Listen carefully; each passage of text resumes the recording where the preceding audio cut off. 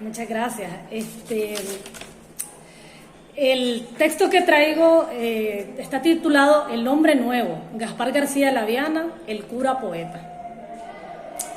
Fue editado con el objetivo de participar en el Festival Interinstitucional de la Revista Índice Nicaragua. Muchas gracias.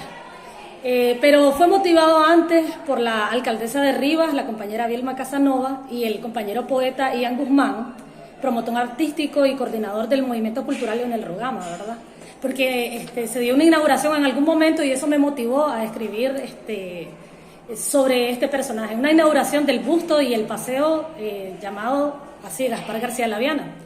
Y fueron, digamos, mis promotores principales para escribirlo.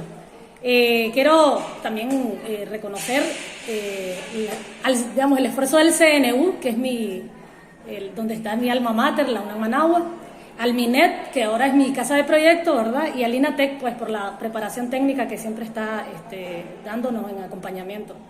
El texto está distribuido en 6 acápites, ¿verdad? Entonces, si me permiten un segundito nada más. Solo acomodo aquí, porque yo también tuve problemas técnicos también. Estuve en otro salón, pero ya regresé al salón que me corresponde. Muchísimas gracias más bien por la oportunidad. Ok, podría decirse que la casualidad más grande, la cualidad, perdón, más grande que tenía esta poesía era la precisión etnográfica con que el autor describía las condiciones de vida del campesinado y la clase popular de una Nicaragua bajo el control colonial norteamericano a través de uno de los más importantes agentes de Casablanca. Gaspar García entra en choque con el descuido y la explotación que la dinastía Somoza practicaría, digamos, durante décadas. Aquí yo cito un texto que me parece poderoso. Me hieren tus mortajas prematuras de hambre serena, me hieren tus huesos entubados en pieles sedientas, me hieren tus ojos humillados hendiendo la tierra, me hiere tu duro trabajo y tus malas cosechas, me hiere tu ignorancia y tu eterna tristeza, me hieren tus plantas desnudas cuando pisan las piedras, todo tu yo me hiere, campesino, sobre todo tu impotencia.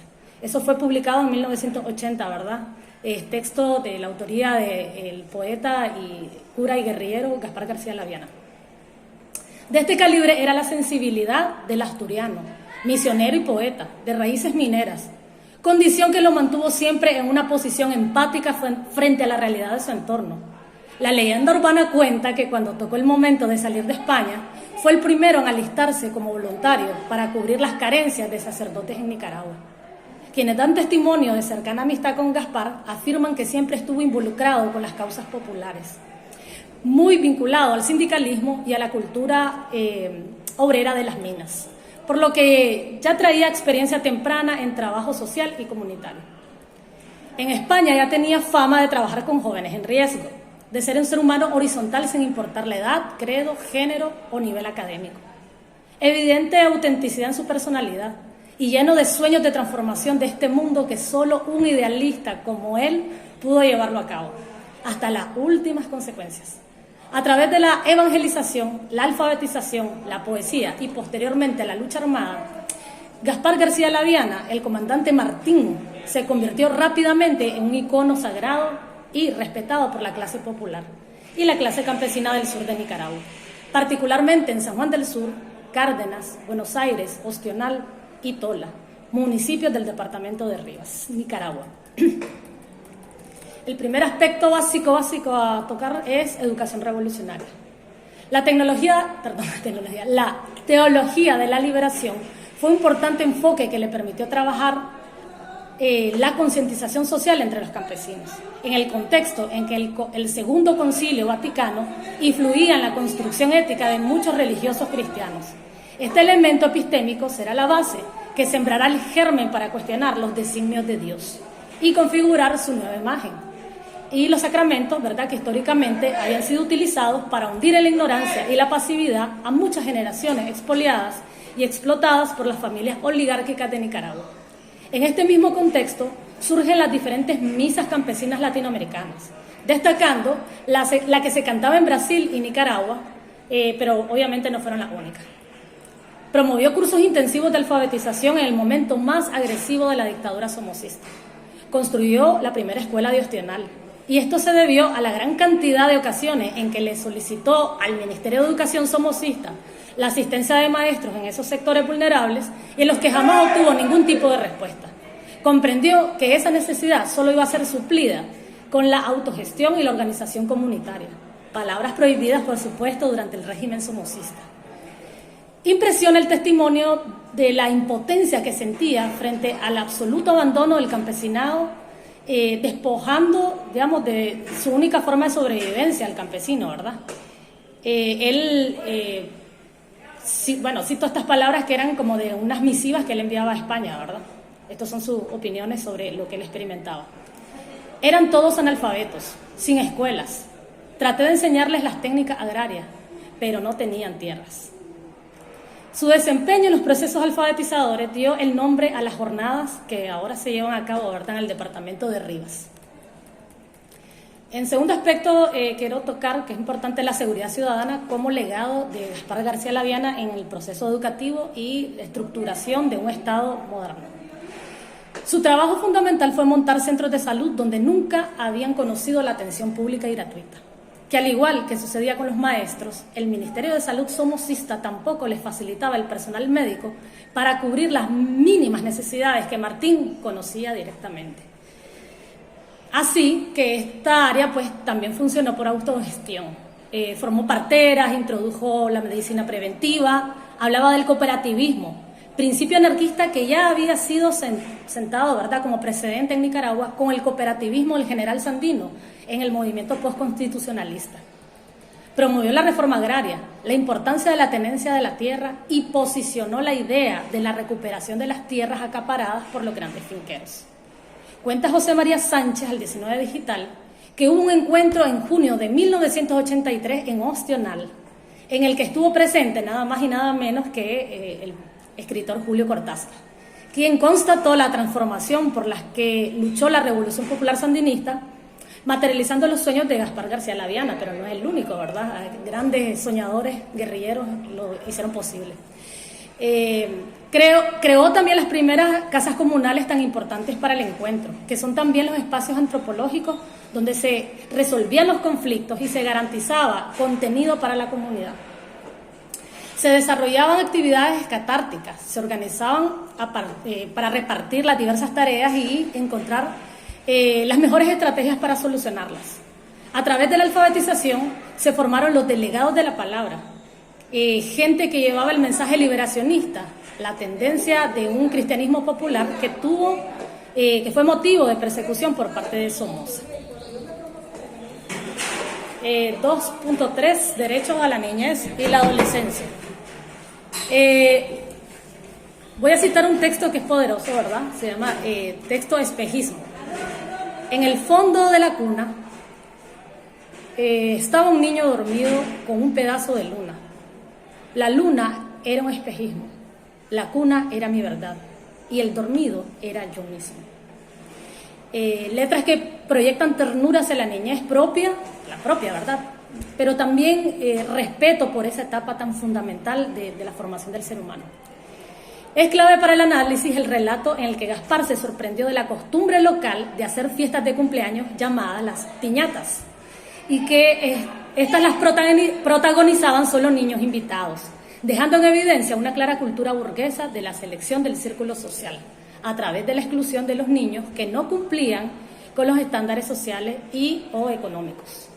Contó don Emilio González al 19 Digital que el cura se prometió que esa costumbre iba a desaparecer y una de sus interesantes estrategias fue celebrar piñatas públicas para los niños que quedaban fuera de las aspiraciones sociales burguesas.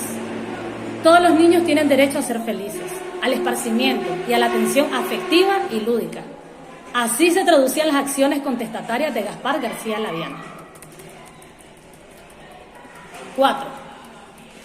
Lucha contra la cultura de los cuerpos de consumo. Este acápite para mí es fundamental, me siento altamente identificada, primero porque soy mujer y segundo porque es un aspecto antropológico que yo he venido abordando desde hace muchos años, ¿verdad? El concepto de los cuerpos de consumo.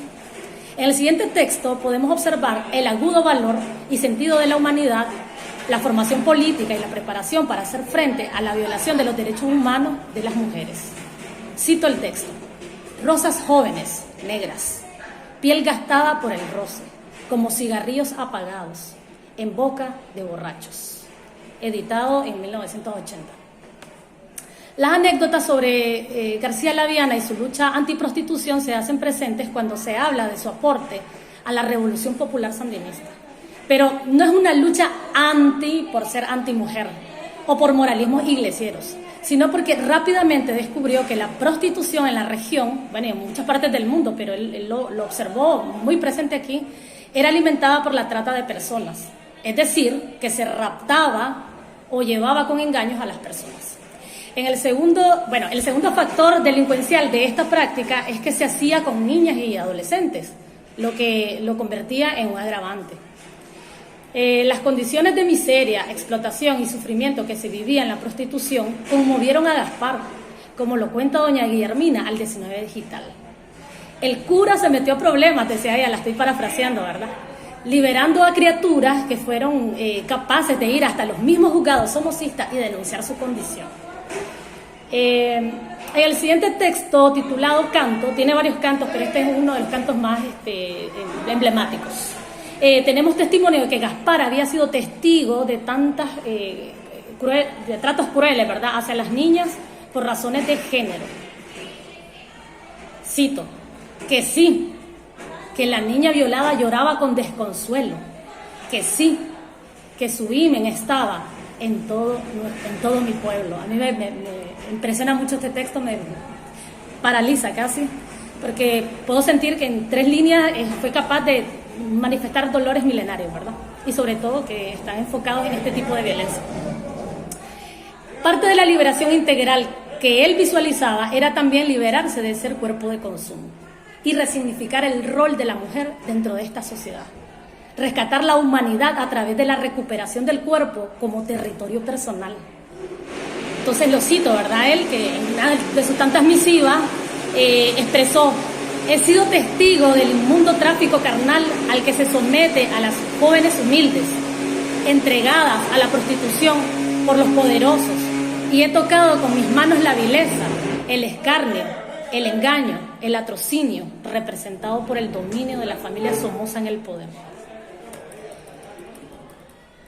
En este sentido, el análisis semiótico consiste en reconocer el cuerpo como territorio de lucha. En la medida que las mujeres se apropiaban de su destino corporal, por primera vez sus propias vidas les pertenecían. Para Gaspar, no se podía ser revolucionario si no se garantizaba como colectivo la soberanía personal de las mujeres. Al romper con históricos ciclos de explotación sexual, estábamos haciendo revolución, hombres y mujeres, esta vez ambos con acceso a la tierra y el control de sus propios cuerpos en su sexualidad y en sus condiciones laborales. 5. Lucha armada. En el siguiente texto titulado Y soy, Gaspar muestra una profunda angustia por lo que dejó inconcluso en Nicaragua y que se lo tomaba muy a pecho, como si su realización personal dependiera de su aporte en la liberación de un pueblo lacerado por la historia, por históricas injusticias de poderes coloniales. El texto lo cito: soy velero sin destino, perdido en la noche de niebla. Busco en vano la estrella que me señale el camino. Un fuerte desconsuelo invadió a Gaspar al toparse con el dilema de si entrar a un monasterio de clausura o regresar a Nicaragua para integrarse a las filas guerrilleras. El aparato de vigilancia de Somoza ya lo tenía en la mira y él sabía que si regresaba era para morir en la lucha. La vía armada fue su última alternativa. En realidad no era un hombre de hacer apología a las armas. Su vínculo para integrarse al Frente Sandinista de Liberación Nacional fue el propio Camilo Ortega, quien al final tendría su mismo destino. Ninguno de los dos logró disfrutar de la alegría colectiva cuando se obtuvo el triunfo de la insurrección final en 1979. En 1973, antes de ingresar al Frente Sur, Benjamín Celedón participó de correo. También le tocaba generar conciencia a través de captación de cuadros y propaganda. Fue en la Navidad de 1977 que emite una carta al pueblo de Nicaragua haciendo oficial su integración al FSLN. Luego recibe entrenamiento en Cuba y al regresar, su trabajo era reclutar jóvenes que estuvieran dispuestos a la defensa antisomocista en los municipios del sur donde él tenía base social. Su destreza en el terreno de combate le dio tan buena reputación que pronto subió rangos militares. conocido como Comandante Martín, uno de los 3 seudónimos, y Ángel y Miguel eran sus seudónimos menores. Se dice que cae en una emboscada a traición de un vaquiano en Cárdenas, a orillas del río Mena. Luego tuvieron que hacer una serie de operativos para recuperar el cuerpo, misión que con gusto cumplirían las veces que fueran necesarios, porque Gaspar caló profundamente en el mundo afectivo de los nicaragüenses.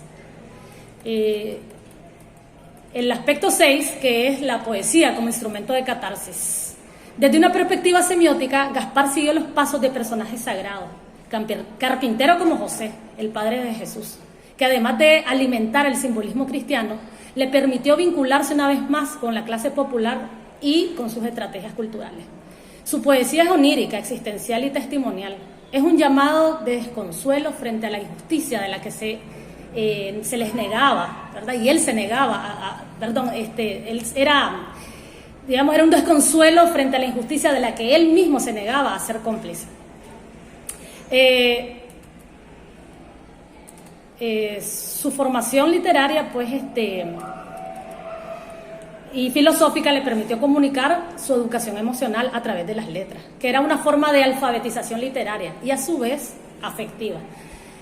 Una poesía que superpone la violencia de la mujer como prioridad de indignación, la exclusión de la clase popular y campesina al acceso a los recursos, la marginación de la infancia y la vejez, las nulas garantías de desarrollo humano y la ignorancia como instrumento de empobrecimiento y esclavitud. Parece ser que los años convulsos de los 60 y 70 en Nicaragua fueron años de florecimiento literario.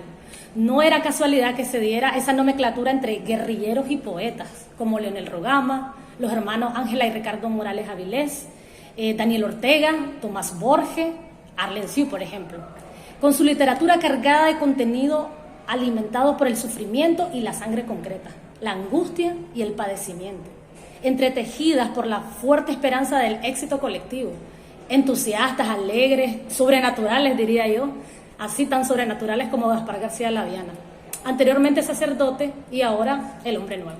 Por último, el concepto del hombre nuevo era un planteamiento ideológico promovido en toda nuestra América por Ernesto Guevara, nuestro Che. A través de la historia, muchos personajes de izquierda han tenido la intención de aplicar esos principios en su ética revolucionaria. Y todavía es un reto que constante y evolutivamente se propone en los hombres de hoy. Gaspar García Laviana, el cura poeta, además guerrillero destacado, logró alcanzar la coherencia entre el discurso y la práctica.